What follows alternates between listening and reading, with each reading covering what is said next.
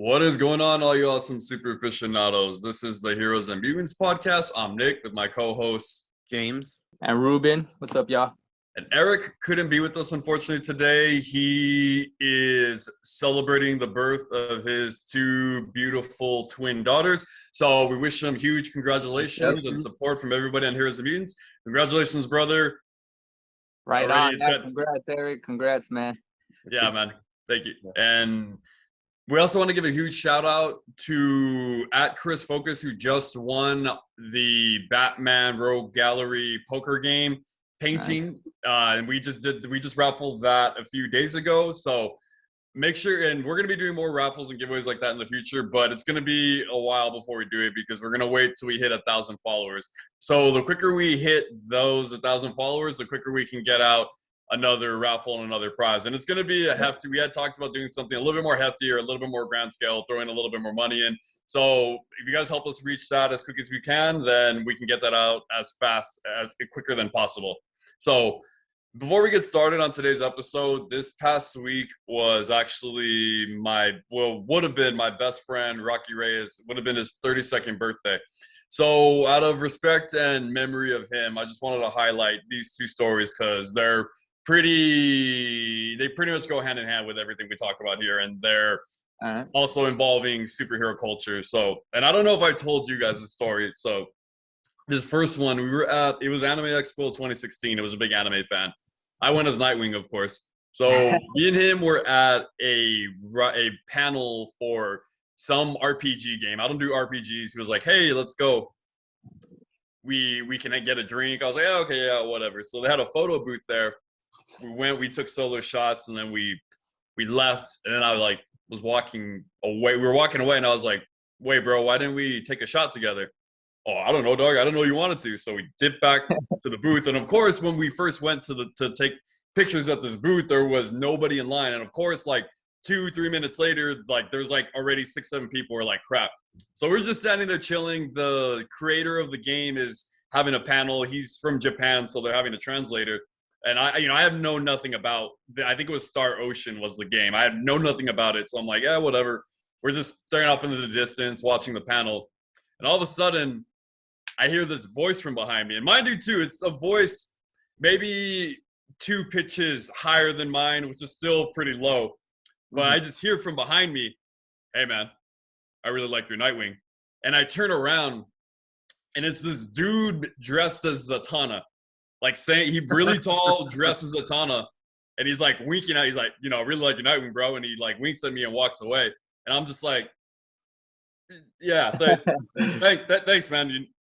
And I turn over to Rocky. Rocky's on my right, and I turn over to him, and he's all big. I was like, dog, he wants to do this. Go get him, dog. Go get him. I don't know why. I'm of course, it just had to be a dude. It couldn't have been a girl or anything like that, right? Well, Zatanna, close enough. Yeah, but I mean, it was a dude as Zatanna, not a woman as Zatanna. But yeah. And then this other one, I had just bought him a first comic I ever bought him was A Death in the Family. And that was around 2014. It was for Christmas, and I remember it got shipped to my house, and I bought it on Amazon, and I was super stoked and super excited. And I think I started. I looked at my watch and I was like, "Oh crap, I got some time before I got to go drop it off." So I'm skimming through it. I'm running through it and trying to read it as quick as I can. And my oldest niece was 10 months at that time, and she just learned how to crawl. She was crawling around everywhere. She crawled up to me, was nugging on my shorts to pick her up. So I picked her up, and only reason I actually fully remembered this moment was because my sister was sitting across on the other end of the couch and took a picture.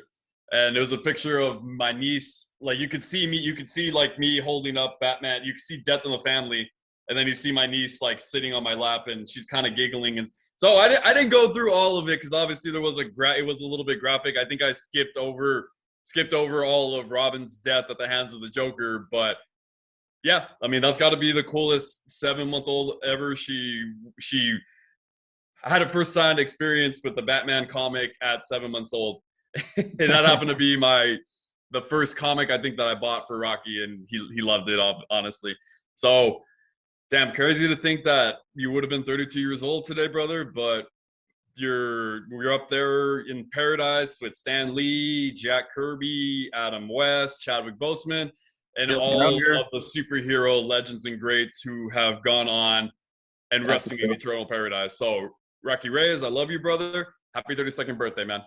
And with all that being said, let's get started with today's news. So, there's been a lot of important updates and a lot of new casting information.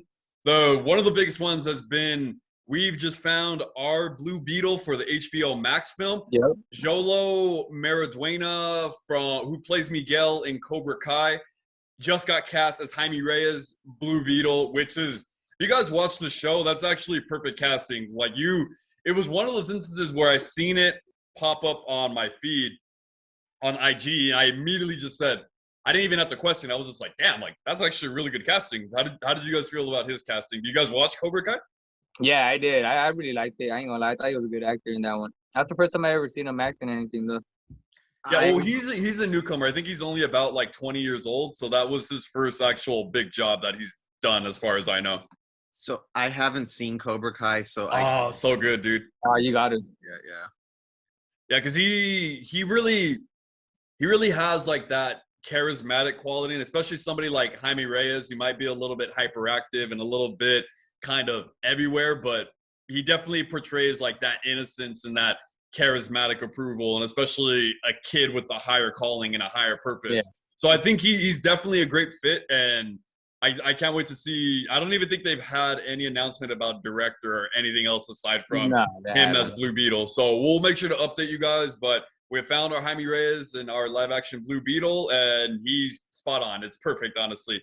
And other important news that has been in development is it was revealed that Michael Bay, of course, is going to be producing another TMNT reboot with Colin and Casey Jost are going to be writing the script. And they don't have a whole bunch of credits to their names. Colin has had a bunch as one of the head writers on Saturday Night Live. I think that's one of the reasons why they probably got booked for the job. And Casey has his biggest thing that he has done. He's a producer of Impractical Jokers. And he had also a huge writing credit for the Late Night with Jimmy Fallon. I think he wrote 90 episodes in 2010. So I think they seem like they're a pretty talented bunch. They seem like they're, especially within comedic ability, it seems like that's probably more their forte, or anything kind of a comedic element.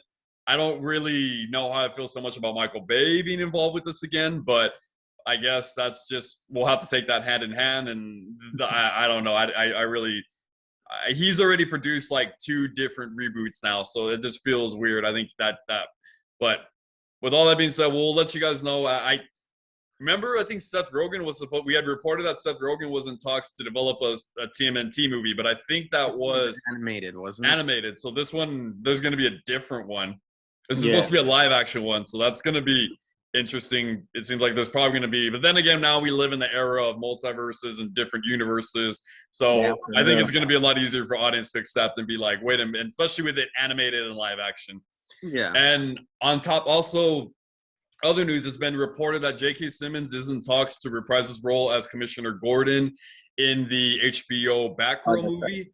So I think that's interesting, because I think a lot of people were up in the air about if it was going to be in its own thing, or was it going to take place in in the DCEU. And now it seems like we have confirmation that it's going to be taking place in the DCEU, but we'll have to wait and see, because he's just still in talks. There hasn't been anything reported about him being cast, but I think I want most people. I really liked him as Jim Gordon. I felt that he really didn't get his chance to shine, just because there were so many characters and so many different actors you had to introduce in this, especially within the Snyder Cut. It was like a teaser of what could be. Yeah. It wasn't a fully fleshed out, but it's a good possibility. Yeah, because I think a friend of mine said, I didn't really care for his take on the character anyways, but I'm just like, well, he didn't really have that much screen time. It was just to kind of set up that they kind of had to introduce him at that point, because obviously we know Bruce is a little bit older and is in his mid-40s, and that obviously he's had to have a long-standing partnership with Jim Gordon, so it only made sense naturally to have him included in some small way. I think he's a really good choice for the role. Actually, I think Definitely. it's really Yeah, well. I think he would look like it. I mean, I would have liked to have seen more, but that's why they're trying to get him in again. And how awesome would it be that he would be two very iconic, crucial supporting characters? J. Jonah Jameson for Spider-Man and Commissioner Gordon for Batman. Those are some Yeah. characters to each mythology. So I Yeah. hope he gets it. I think he's a fantastic actor. So I have no. He's a great actor. So we hope that turns out to be true, and we'll report it when that news drops, or hopefully when it drops soon. But for now, he's just reportedly in talks with nothing being set in stone yet. So we hope we see J.K. Simmons reprise. And I know he had talked about reprising his role from before, so maybe he was able to push more for it, and that was a way for them to kind of connect it to the DCEU also. So J.K. Simmons, we're holding out hope for you for Jim Gordon. And it's also been reported, and this is also just reports and nothing being set in stone and nothing concrete yet, but Mabel Cadena has been reportedly cast as Namora in Wakanda Forever. And it was reported earlier that Tenoch Huerta from Narcos, right? He's from Narcos? I think so. Yeah. Was reportedly cast as Namor in Wakanda Forever also.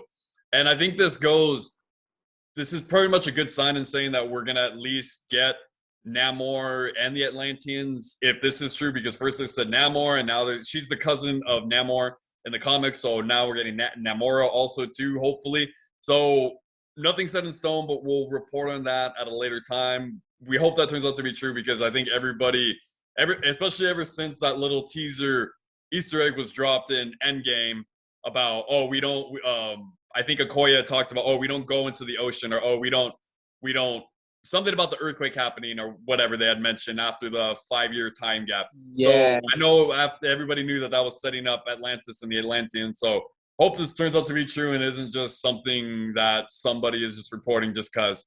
And last but not least, it's been we have actual confirmation now that Ben Affleck is going to be suiting up as Batman in the Flash film, because there's been behind the scenes shots of him in the bat suit riding that bat pod kind of thing. That looks pretty awesome. So I think it could be, do you guys think with that we could be seeing more of Ben Affleck in the future as Batman? Yeah. Because it does seem like, especially people had wanted to continue with that version. And also it seems like they had earlier reported that it was going to be a way for them to shut the door on this character, a way to retire this character. But it kind of is, we're having him suit up and having him involved in action sequences. It seems like he's going to have a bigger role than we previously thought. And I think it could be just a way to set up this character for the future also. I really think at this point, with how they're pursuing the multiverse so hard, that there's just going to be 3 different Batmen on screen, and everybody's going to have their own camps. I mean, we still have to see. I mean, Robert Pattinson's the only one who's not tested out of the other. We've already seen what Ben Affleck and Michael Keaton's Batmans are like, but I'm sure it'll be good. But it looks like everybody's going to have their own camp of which is the current Batman you like the most. Is it the Michael Keaton, Ben Affleck, or Robert Pattinson? And pretty soon, it's all going to be multiverse stuff like that. So, well, I'm still waiting for them to bring back George Clooney, because he's the GOAT of all Batman actors. And I know I always get a lot of flack for it, but they would have to pay him a lot just to come back. With how crazy they're going to go with the multiverse, I wouldn't be surprised if George Clooney made a cameo one day. I don't foresee like a serious role, but don't be shocked if you see the George Clooney show up in a scene or pop in. But if he does, don't be surprised. He has to stay true to his character with bat nipples and all. Bat nipples and close up of butt and crotch shots. That's exactly my Batman for me. You know what? This is the only time I'll cheer for the bat nipples, because I'm like, that's what you're most known for. If you're not going to pop up with the bat nipples, then what the hell are you doing here? Yeah. And crotch and butt shots. Close up. Definitely what we need in a Batman movie. When I read a Batman comic, I read, yes, I need more crotch and butt shots. And when I don't get that, that's not Batman to me. Yeah. Oh, man, that's funny, yo. So we'll make sure to update you guys with more information on casting news or any new information that drops on movie shows. And make sure you guys are also following us following us on IG at Heroes and Mutants, because that's going to be where we first report on news and ask you for any kind of fan polls or any kind of questions that you guys can answer and get involved with content and topics that get discussed on future episodes. So make sure you guys are checking us out there. So let's move on from that. We're going to be talking about season 1 of M.O.D.O.K on HULU and what we thought about it. And I think if you guys are, it's going to be a little bit off the wall. It's more of a parody of the character and what we, especially because of a lot of stuff that's going on. There's a lot of serious adaptations of superhero stories and superhero characters. And this is the first one in a while, maybe with the exception of Harley Quinn, where it felt like a parody and it felt like something that was meant to be more comedic. And it was created by Jordan Blum and Patton Oswalt, and Patton Oswalt actually voices the character too. And just first analysis, what did you guys think overall of this show? I liked it. It was good at first, but I had like some skepticism with it for a while, and same. It kind of took a handful of episodes for it to really reach the point where it convinced me. But by the end, I'm clamoring for a second season, especially the way that the last few episodes played out. Right. It ends on a very serious note with a really good cliffhanger, and it seems like it's going to take M.O.D.O.K a little bit more seriously as a mega supervillain, without sacrificing any of the humor that makes the show what it is. At first, I thought it was like kind of like a Harley Quinn ripoff, where they were trying to do that same type of humor, touched with a little bit of like, like. And all like they had that one episode with all the C-listers and D-list villains, and it reminded me of like. And I even think that before Ivy gets involved with Kite Man, she says, "Oh, great! Now some C-list villain that nobody cares about is probably going to try hitting on me." And it's like, "Hi, I'm Kite Man," and that's how exactly that episode kind of felt. Yeah, but I think as it goes along, it gets more interesting. You get more invested in the characters, and you get to see a little bit, like, even though he's still funny, and that's always going to be the primary focus of the show is to be a comedy, it seems like they're going to tap into M.O.D.O.K as a more powerful supervillain the more the show goes on. And by the end of it, I liked all the characters. I liked his son Lou, who's a hilarious kid. His wife. I think it's a really fun show. And while I was skeptical at first, by the end I was completely sold. And now I'm at the point where I think it would be a damn shame if they didn't renew it for a second season, because there's a lot of potential for this to go in really interesting directions. Kind of reminds me a little bit of like Harley Quinn, Rick and Morty, and Robot Chicken. It's a little bit exactly. Okay, yeah, you're right. Yeah. No, definitely, I agree. I feel like I was saying a while back, like I was iffy about it. I was like, it's M.O.D.O.K, and it doesn't really seem too animated to me either. Cause you know how sometimes it's difficult for me to watch like animated superhero stuff. Like I do get into it, but I need to be intrigued and. So I was iffy about it, but the way they made it seem, like you said, I know Rick and Morty is more animated, but Robot Chicken, had a different kind of like style, digital effect where it doesn't look too animated, and that's why I like what they did with M.O.D.O.K. So when I started watching it, I was like, okay, right off the bat, I ain't gonna lie, I kind of like the attitude from the intro. Yeah. I haven't finished watching it. I'm still, I'm glad you didn't do any spoilers, Jimmy, but yeah, I do. Like I said, I just need 2 more episodes, but. I really do like the way they introduced the character. And it's funny, it was not even, there's no origin story, just basically the way the mom introduces them. Oh, don't worry, you're going to be, that important. Wrecking head of yours. Yeah, that wrecking head of yours will be important, or it will be, be important someday or something like that. Yeah. And, but yeah, I just think it's pretty funny, his family, like, it's the way he even has to go and see his family, he has to keep it all secretive and stuff. I feel like the way that he controls his family and the way he's self-absorbed reminds me a lot of Rick from Rick and Morty, the way that all of his family is all up and idle, like the adventures with them. Yeah, so it's crazy because like he's trying to be all villainous, and then but then he also has this soft spot, but he's still like kind of a bully, but a family man. And then like that certain episode, like you said, where they had the C-listers of villains and his homies. Like, his real top homies, they're like, what are you? You failed. You're a failure. You failed. Like you're not one of us. You're beneath us. And like, I just thought it was pretty funny because he's like some sort of other like evil genius if you think about it. You know, it just it's more comedic with the way they went with M.O.D.O.K. So yeah, it has a like I said, I haven't seen the last 2 episodes, so I don't know how that cliffhanger ends. So I'm looking forward to that. But I believe what you're saying. You know, it would suck if they don't. So far from what I've seen, it would suck if they don't bring a second season because it's pretty funny. I like that comedy aspect to it, and like I said, I was iffy about it in the beginning, but now I'm riding with it. Like I'm on board with it. Yeah. I think for me, I was a little disappointed when the series first got announced because I am a huge fan of M.O.D.O.K from the comics. I've always just right off the bat, I think the first time I had seen him was Ultimate Alliance, and I started reading some comics with him. And I was like, wow, this character is really interesting. This character is really awesome. I can't wait to see him. Like me and my friend had discussions for the longest time ever since like the beginning with Iron Man, the very beginning of the MCU, where he had said, we're probably going to see M.O.D.O.K like 5 years down the road, 6 years down the road. And ever since then, it had been like, damn, we're going to see M.O.D.O.K very soon. And then when it was announced they were coming out with this, it was a little disappointing for me because this is a very awesome character, very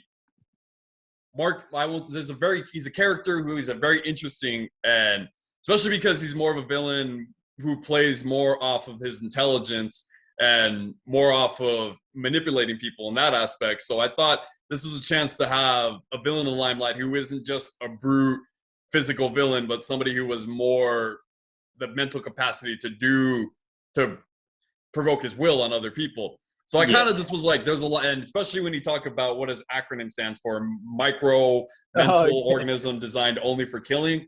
I was like, yeah, I understood like there was aspects like of this character that you could take into a darker realm, into darker elements incorporated with it. Mm-hmm. And I think at the same time, that was also why I thought to myself, if they have this character, he might have to be a little bit watered down. Maybe you wouldn't even say microorganism designed only for killing, or mental organism designed only for killing. Maybe it would have to be something else. But so when that first came announced, I was a little bit disappointed just because of that fact. And when we seen the trailer, I'm not gonna lie, and I was never really a big Robot Chicken fan, so the animation, the stop animation style didn't really appeal to me, and wasn't really something that I was super into. But watching this show, it's actually really funny, and there's a lot of aspects that I really do like. And I like how they don't make M.O.D.O.K super OP. Like he has a lot of his struggles and he has a lot of his flaws. So while he's very intelligent, he has to rely on his daughter a lot for analysis and for deeper insights, like especially with that whole boardroom when he's trying to appeal to them and he's trying to win them over, and she's giving him a lot of advice on, hey, you got to play the long game, listen to me, this is what you need to do. And he's like taking her advice, but then he switches it up and goes back to what his original plan was, and then he ends up messing it up and trying to call her back and try to, hey, can you help me out, I kind of messed up. And even to like with the bummer, bro, like that time travel device, like Monica invented it, and he was just all like, oh yeah, like I didn't say I invented it, I said that she was working on it and I just happened to be in the room at that time. So I do like how they try not to make him super OP and try to like have him with a little bit more flaws. And I think that goes back into the show working so well and focusing more on the characters and focusing on their relationships, especially because he's somebody who wants to be known as the greatest villain of all time, but you see him, he's having a lot of confidence issues and a lot of self-doubting belief in himself. So I think from that aspect, that's really what gelled with me. And I really liked all the callbacks and a lot of the references to the Marvel universe. That's what I was going to say. There's so many references to the Marvel universe as a whole. So overall, I really like this show, and I really hope that it does get a second season. You'll be disappointed if it doesn't. That's all I'm going to tell you once you finish. But because we brought up a good point, and that was actually something when me and Jimmy were talking earlier this week. That's exactly how it felt. Do you guys think that this was, because I want to say that this show got announced, like 2018? Or do you think that a big catalyst for that was the announcement of the Harley Quinn show? And that was their way to try to tap into the adult market? I think so, because overall, I think, like, obviously with the movies that Marvel's been more successful than DC, but DC has been successful in tapping into a certain type of market that Marvel hasn't exactly gotten to yet. So they're probably like, well, we got to try to like make it there to the same, make it to the same place. I think the only problem what makes this as a harder sell is that, and this is what worries me about it because it's still not announced and it's still up in the air whether it's going to continue, is Harley Quinn is a very iconic property on her own. She sells herself. She's become a big part of pop culture. M.O.D.O.K is not a huge part of popular culture like that. He's only part of like super hardcore comic book fans know who he is. So even though I feel like a lot of it would appeal to the same audience, you have to talk people into seeing M.O.D.O.K and explaining what it is. Where I feel like something like Harley Quinn, that's an easy sell.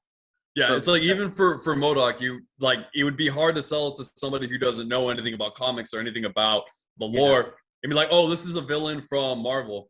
Yeah, well, he's fought Captain America and the Avengers on a handful of occasions. Okay, yeah, like that's. But some people be like, "What movie was he in?" And exactly. Well, it's like, but see, this is the next question I was gonna bring to it. You guys are right. You know, it might have been like, you know, the comparison to Harley Quinn. I do believe like, you know, Marvel has been failing on that unless they're talking about like the younger generation. You know, like the Marvel Adventures or something like that. You know, it's an animated show, but it's like for younger kids. I collect those comics as well.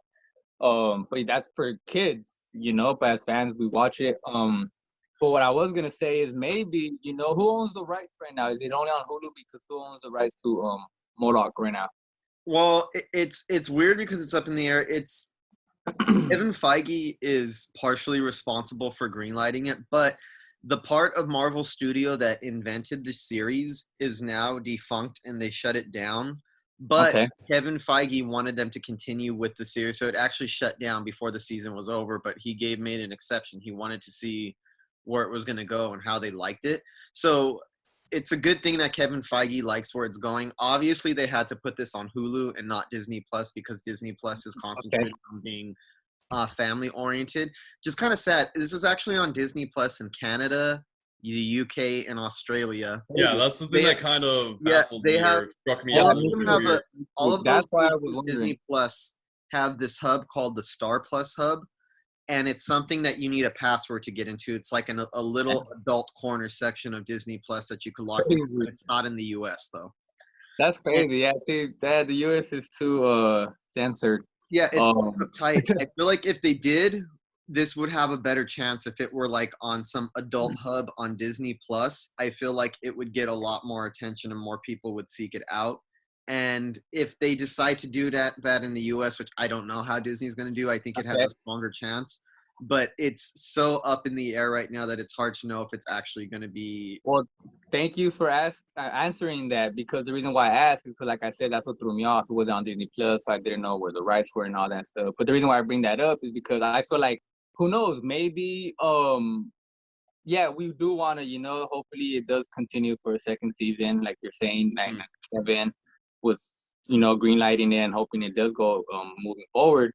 But say, you know, what if this is just a beginning of introducing them to the MCU live action moving forward, maybe? Yeah. Trying to especially because like it seemed like those last couple episodes were charting more into serious territory and weren't just being parodied. Like the comedic aspect was still there, of course, but it seemed like they were trying to move the storyline into serious territory. So that could. Got to see how this ends. Damn it. Yeah. And so that could be their way of maybe trying to segue this character into more of a serious appeal and more catalyst for him being at that top and that overarching villain could be someday, especially because if he has an established show and it gets popular enough, it's going to be more exciting to announce that M.O.D.O.K is going to be in the MCU than if they don't do that. So it makes sense that they'd want to establish him as his own brand. And I think a lot of comic book fans have also wanted to see M.O.D.O.K. And I have been waiting for this character ever since the beginning of the MCU. Or I thought maybe at some point he was going to pop up in live action or just in the MCU in general. And do you guys think that with a character like M.O.D.O.K, it was easier for them to create a more adult themed show because it wasn't a character who had any kind of brand associated with Marvel, so it's easy, or any kind of introduction, so it's easier for them to segue that into be more adult, so it didn't really have to mess up their image about how the other characters were. Yeah, I agree. I feel like that was the easier. I'm not saying it was easy to make the show or the way they created it, you know, because creativity always takes a while. But I get what you're asking, and I do agree. I feel like since it had no, how would you say, no boundaries, no restrictions. You know what I'm saying? Like it was, since it wasn't under Disney, you know, people, the creators were just like, all right, let's see what we could get away with. And you know, the initials that alone, like you were saying, it stands to the end of killing. You know what I'm saying? That says a lot. And a lot of people had to, like, for example, when the kill mode, you know, in Endgame, where they were like, Spider-Man wouldn't kill, you know, like why would they have a kill mode on that stuff? So I feel like with M.O.D.O.K having killing, one that K specifically initial stands for killing, killer. I feel like yeah, they could get away with it. So they were why not bring that adult aspect? And like I said, let's see what we could get away with. And I still feel like they could have gone a little bit, like, you know, deeper. They could have reached a little more until they got cut off. Because especially since they got the industry or whatever, whoever owned the rights and all that, they shut down. You know, I feel like they could have reached a little more and see what they could have got away with. But that's something, that's the potential to this character could he has a lot of potential, basically, is what I'm trying to say. Yeah. I don't think they would have let them make it as an adult show with a more established character or a more established villain. Like if they had a Thanos TV show, because Thanos has become such a big thing in pop culture now with the snap and everything, that it's going to naturally attract kids too. So I think by not having any association, it gives them a little bit more freedom to do what they want. Kind of not quite the same thing, but it's kind of similar to what James Gunn with Guardians of the Galaxy. From what I understand, he had more freedom than most of the creators at Marvel who created the movies, partly because they were obscure characters before that movie came out, and Disney didn't feel the need to control it as much, or didn't feel like anytime there's like a less iconic brand associated with it, the ones at the top or the suits at the top are less likely to be jumping on it. And like, because I mean, as an example, as we even mentioned, like with the Harley Quinn show, they get away with everything. But as soon as you have Batman doing something like going down on Catwoman, then the people at the top are going to start clamping down. Like, okay, these are characters you can't do that. Can't do that. You can't do that. Exactly. So, I think having him being obscure helped them get more freedom with the show. Yeah. I feel that same way. The only thing I really agree with you on that it's going to be hard for this show get renewed. As far as just, just because of that fact of like to become as popular as like Harley Quinn is, because I feel like Hulu is probably not one of the more popular streaming services. I think HBO Max is already gaining on Hulu at this point as a cool. Right. Oh, for sure. Yeah. So while I do feel it could be a way for them to build up this character and then build up something else, like I don't really think a lot of people are aware that there's another Marvel show on Hulu, or it's going to be weird when people hear, wait, why is it on Hulu? Why is it not on Disney Plus? This is exactly why Disney Plus in the US needs to jump on that Star Plus hub that they put in every other country with the app. Like I guarantee you how much more hype this would have if this would have got if they would have announced this as we're going to use M.O.D.O.K as the first adult TV MA Marvel show on the Disney Plus app to launch the Star Plus. People will hop on that. That would have been a huge marketing point for it. Yeah, like it could have been something like with them, like what they did with all of the Defenders shows on Netflix when it first started off with Daredevil, and then it went on into other shows that first seasons were actually pretty successful and a lot of viewership. So I felt like it could have been something with that, and it could have tapped into that market, but I don't know why they didn't choose to do that, or just like a more Disney Plus After Dark or something like that. I don't. But it's as Ruben mentioned earlier, the U.S. is more uptight about a lot of stuff like that. In Canada, Australia, and the U.K., they're looser. At all. But I guarantee you, there will be some kind of pushback from some Disney parents getting pissed that the app isn't all kid friendly, even though it's a hub that's like hidden and only adults could access it. I still kick off some. That's why I brought up that example with Spider-Man. How a lot of people gave backlash for like Spider-Man will not kill. Why does he have that kind of mode? You know? Yeah. So I Iron Man kills, and Iron Man created the suit, so Yeah, so it makes sense. Not Spider-Man's fault. He was well. So what? You'd rather see Spider-Man die, instead of him getting Yeah, mad? like in But Spider. basically, yeah. No, I feel like it still he still has potential. Like we said, we don't know what's gonna happen moving forward. I'm still looking forward to the end, but or the first season. But if they do freaking try to bring him into the Marvel universe some way somehow, like look at Deadpool. Deadpool made it into Disney Plus. Well, not Disney Did Plus, they? yeah, but he made it into Disney. No, my bad. He made it into Disney Okay. under Disney, and it might, he's Ryan Reynolds is pushing forward. Ryan Reynolds Deadpool the way he is right now is because of Ryan Reynolds. Much props to him.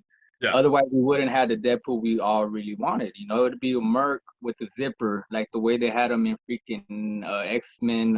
What's it called? That Origins. damn, yeah, that damn way they finally Baraka found a way Baraka Pool, I call him. that damn they finally found a way to shut you up, huh, Wade? No. Yeah. We basically wouldn't have the Deadpool we had without Ryan. So I hope moving forward with M.O.D.O.K, I hope they find a way to introduce him to the Marvel universe Yeah. without some sort of backlash. And even Yeah. if they got to censor him a little bit, I still want to see some killing though. Like we said, Iron Man kills, Captain America kills, Captain Thor kills, America. so it's like why can't we have a villain that kills? Like seeing it, we seen Thanos snap Loki's neck, so it's like there's room for M.O.D.O.K there's an exception for sure. Exactly.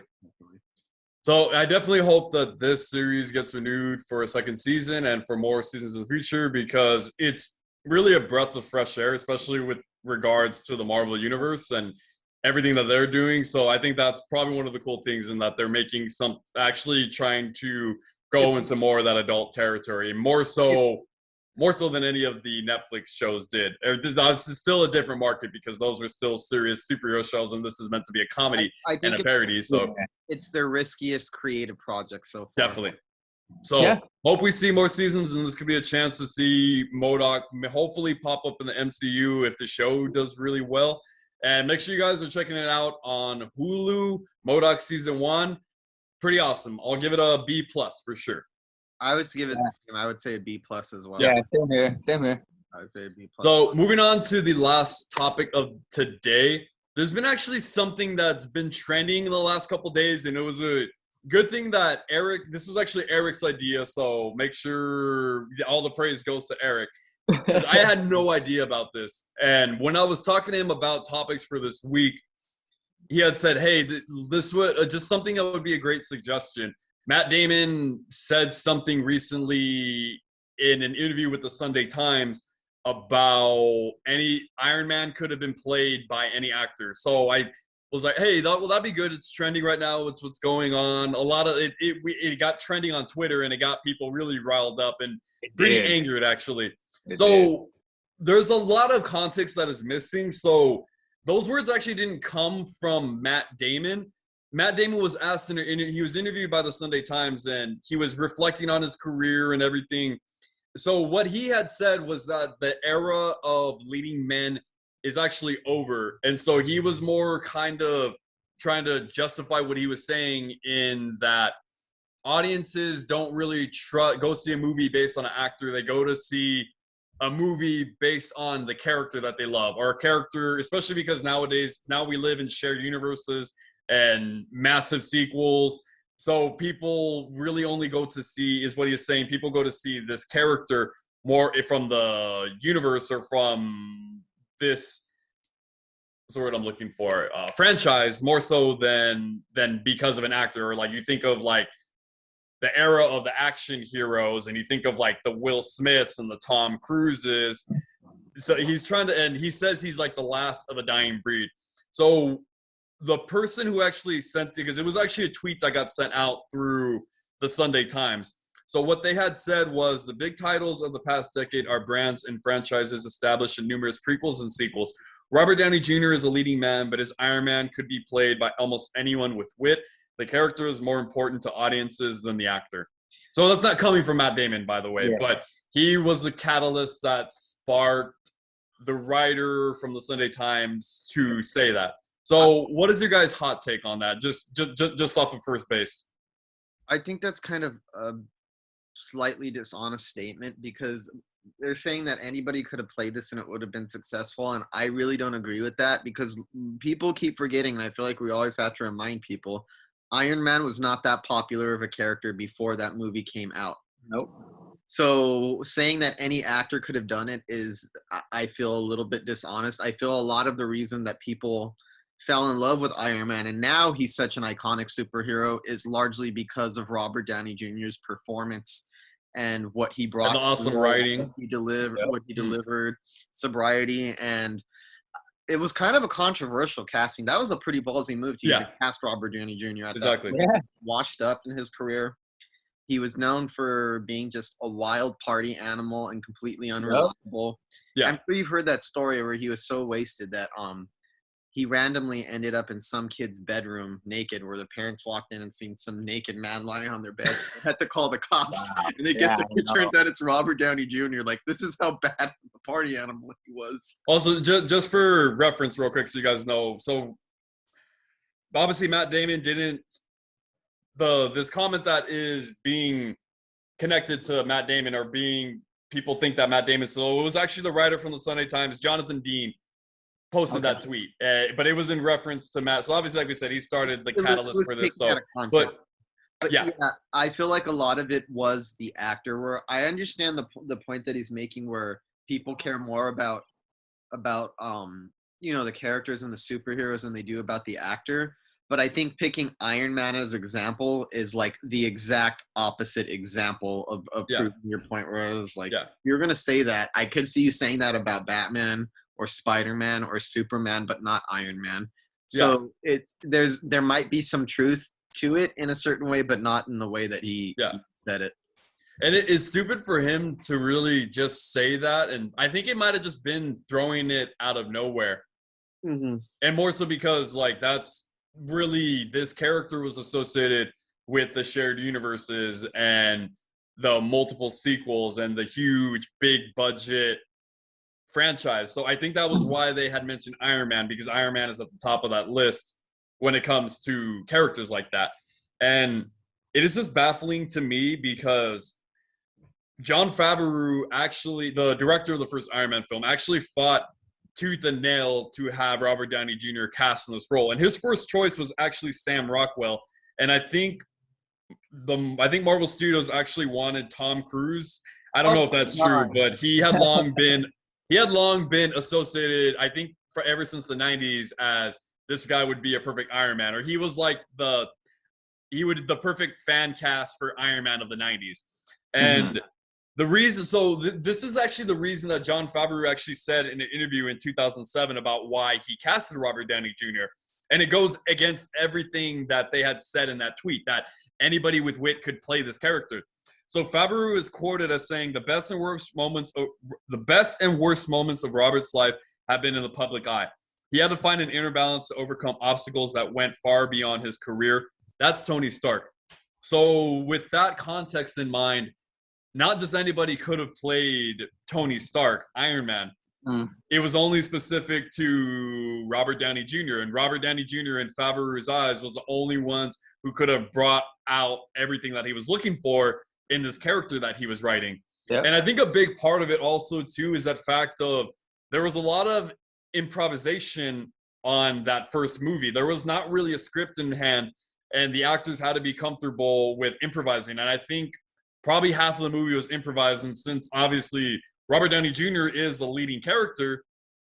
Most of what he's doing is improvised. So not only did he have to have the right actor fit the vision, but they had to be comfortable with improvising also. And I think that's an aspect that a lot of people aren't really aware of, or they don't really think about. Mm-hmm.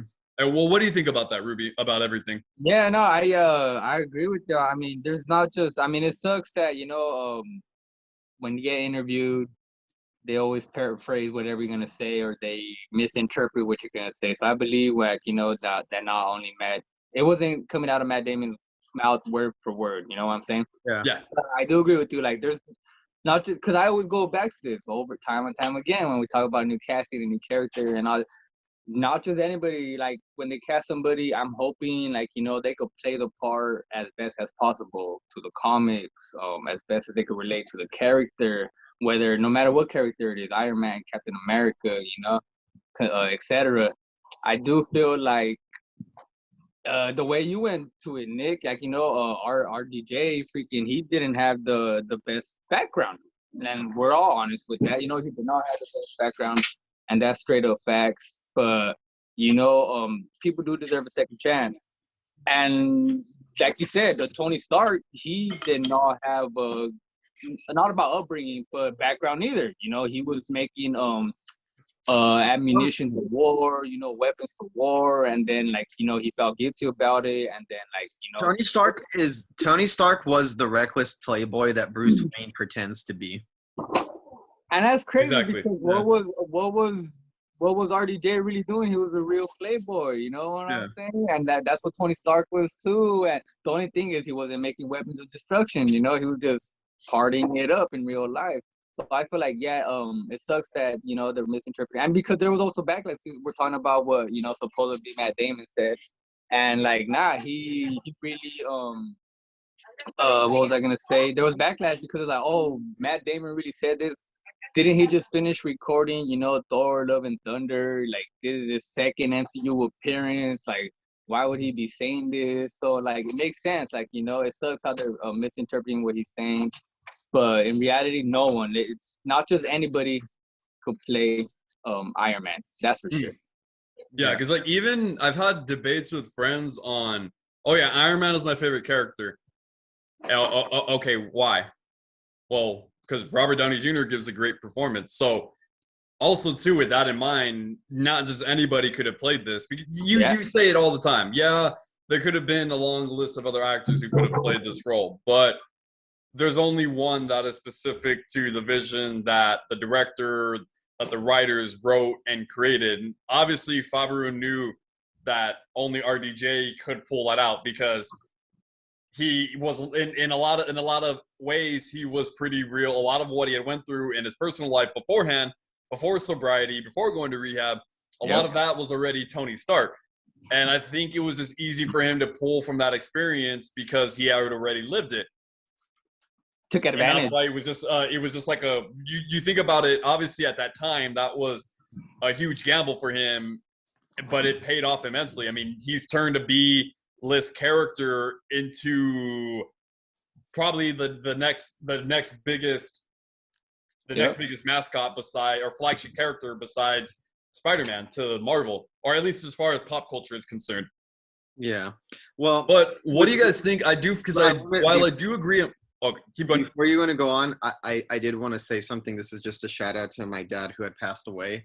A lot of people claim that Iron Man is their favorite. My dad was actually a fan of Iron Man before Robert Downey Jr. ever became. This is an old drawing that my dad had did of Iron Man. Oh, wow, that's awesome. Yeah. Your dad drew that? Yeah. Man, that's crazy. My dad was a big Marvel Comics fan. It's as weird. Yeah, you had mentioned that before. I'm more of a DC person, but my dad was a huge Marvel Comics fan, and his favorites were like Spider-Man, Iron Man, the Fantastic Four. So I can honestly say my dad was like one of the few people who was actually an Iron Man fan before Robert Downey Jr. made it the thing to be an Iron Man fan. So I remember going with my dad to see that and him being very excited to see that at the time. Well, what do you guys think about what sparked this debate or sparked that tweet? Do you guys feel there's any truth to it about the era of leading men or leading actors is over? But now we live in an era where people are going to see movies, flocking to theaters because of established characters and sequels and franchises? As of right now, I wouldn't say it's dead, but it's on a lifeline because there's still certain actors that bring people in. I'd say Leonardo DiCaprio is one of them, one of the few actors that people will go to see just because he's in it. But I think it's true that IPs have kind of taken over. I still don't want to say that star power doesn't matter, because it does matter. It's a combination of the things. I think the IP has kind of taken place, but the actor is still important underneath it, because if you cast a bad actor or somebody who's not popular in a role, that is going to affect your box office. So I think it's true to an extent. You still kind of need to get people in there who draw people in or who are actual fans. Because, I think probably the biggest leading man or the biggest example of this currently who's still doing well is probably The Rock. because you think of all the different franchises and all the different movies that The Rock is involved in, and he's still going strong. And now he's a part of the DC universe or the DCEU now. So I think that's a clear case example of it's not dead, but I definitely do feel it's probably drowning right now with nobody really around to save it, or nobody immediately around to save it. Yeah, and then it just depends the way you go about it too. You know, it depends when you the way you interpret leading man, or you just say women as well. You know, because we had these great actresses. I mean, I'm sure Scarlett Johansson being Black Widow draws more she's a attention richest than an actress. unknown actress. She's a richest actress. She's worth like 150 mil or bill or some shit. Do you think like an unknown actress would attract as much people to that character as much as Scarlett Johansson? No. No, that's true. That's true. But like I said, it just depends. It goes back to what I'm saying. It depends on how you interpret it, you know, because you can still have a leading man as long as, like I said, Dwayne Johnson, he always has a say in what's going to happen in the world. Like Vin Diesel, like Fast 9, for example, he's a producer. He has a say in what's going on in the world. It depends. See, I get what he's trying to say. You know, you're obviously going to want a top actor, actress, you know, to reel in people to the box office. But it all just, when you're talking about a lead man, you know, the way I see it is like, you want someone that's in control, an actor or something that's in control of what's going to be happening.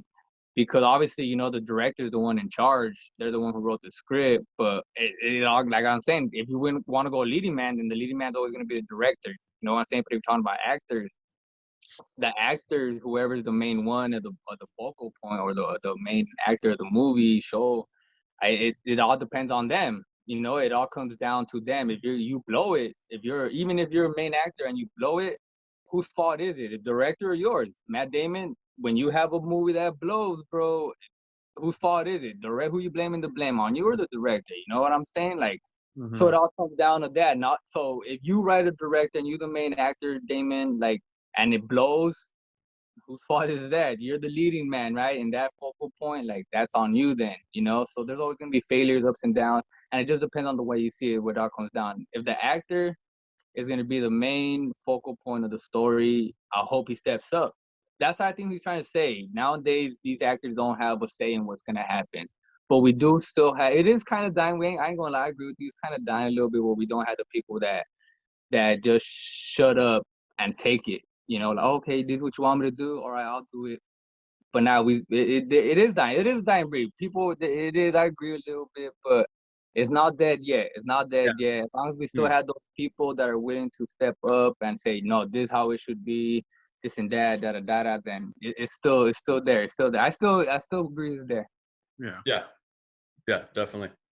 And yeah, like I said, I don't think he's wrong on that aspect, but I also think these movies or these franchises and these roles allow people to be seen as leading men. Like beforehand, before Star-Lord, I don't think anybody was looking at Chris Pratt as a leading man.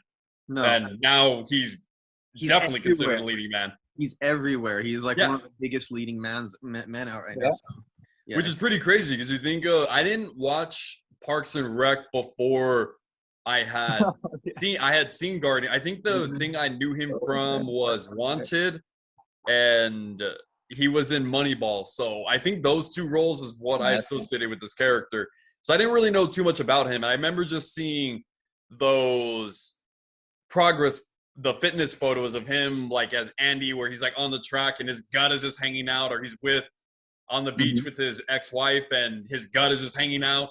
And then seeing him to where he got into great shape as Star-Lord, I was like, oh, damn, like that's a leading man right there. That is for surely a leading man. And, you know, now he joined the Jurassic Park franchise. And, yeah, that dude is definitely a leading man. So while I do think that he's right on that aspect, I think these roles can segue and allow them to become those heavy A-listers and those big box office draws, leading men, leading women. Hemsworth was another one. He was not a big thing before. Oh yeah, he was pretty in demand. That's what I'm saying. You gotta step. It all depends on the actor. The actor steps up and kills the role, whatever it is. Then much power to them. Yeah, exactly. Chris Hemsworth, even Tom Hiddleston with Loki. Like like he's had a couple like movies, but he wasn't known until really known until he got the role of Loki, and he's been killing it since then. And look where he's at now. He got his own show already, coming back for a second season. And So he's probably going to be popping up just a lot more yeah, because I think he's also going to be in Far From Home or Far From Home, Away From Home, Far From Home, right? No Way Home. No Way Home. No Way Home. I'm sorry. I call it the Spider-Man Home. It's the Spider-Man Home trilogy. There's Homecoming, Far From Home, and No Way Home. No Way Home. Far From Home. That's what it was. Yeah, that No Way Home. No Way So Home. I think that character is probably he's probably what's going to be considered like the next leading man in the Marvel universe because there's a vacuum and a void that needs to be taken after RDJ, and I think since he's pretty much one of the only characters still around from Phase 1, I think it only just makes sense for him to kind of naturally fill that role. Yeah. Definitely. But yeah, so that's unfortunately all the time we have for today. Thank you guys so much for joining us today. Make sure you guys are liking and subscribing on our new channel here. And make sure you guys are also following us on Instagram at Heroes and Mutants. And make sure to also follow Higher Passion on Instagram. And make sure you guys are also subscribing to them on YouTube and checking out their other podcasts that they have for music, relationships, sports, anime. We got you all covered. So thank you guys so much for joining us, and we'll see you next time. You'll see you. All right. Thank you.